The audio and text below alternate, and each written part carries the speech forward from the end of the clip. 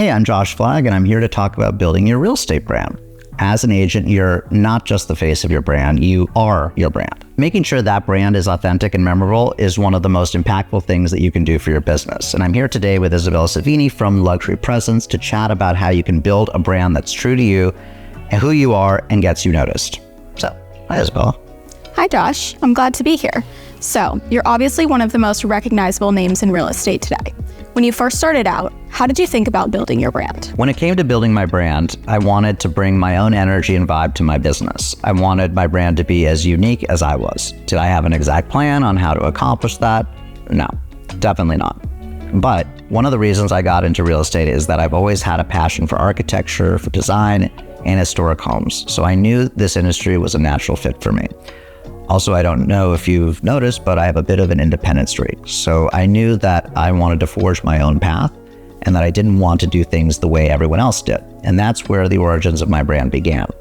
A desire to build something that was unique, that was true to me, that built on the things that I was and still am inspired by today. It sounds like you instinctively knew that your brand would be synonymous with your personality. Yeah, that's exactly right. Authenticity is everything. As a real estate agent, your business is people, and people can sniff if you're putting on an act in a second. 100%. You're working with people who are making some of the most important decisions of their lives. You need the ability to connect, build trust, and ultimately create a relationship that goes beyond the transaction. For agents who are still figuring out what defines their brand, what advice would you give them? Well, start simple. Start with a pen and a blank piece of paper. Write down your goals and your values. Write down your personality traits, the things that make you you. Define your brand for yourself before you start trying to communicate it to others. Okay, but isn't that a little easier said than done? Starting from a blank page can be pretty intimidating for some people. Okay, sure. If you're stuck, ask your friends or colleagues, the ones who actually like you, to describe you in a few words. This sort of feedback is very helpful.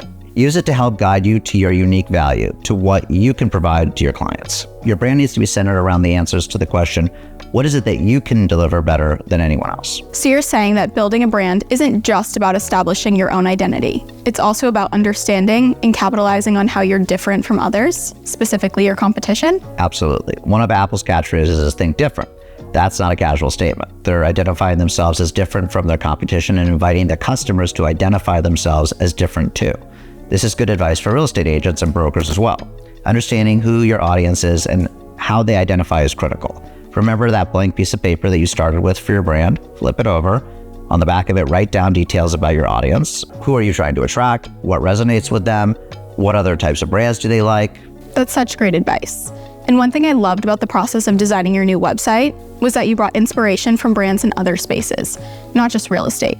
Take luxury hospitality, for example, which is something both you and your clients share a love for. I do love a good luxury hotel, and so do my clients. So yeah, I wanted to bring that immersive high-end luxury experience that you get from Hotel du Cap or La Mamounia or the Beverly Hills Hotel to my online presence. I didn't want my website to look like it could be swapped for any other agent. One of a kind, like me. So many real estate websites look and feel the same, which is something we're working every day to change. The inspiration you shared was a touchstone that guided everything from your new logo to the opening video and the large format, stunning images that allow visitors to immediately feel immersed in your brand and your portfolio. So yeah, think about the brands that you love, the brands that your clients love.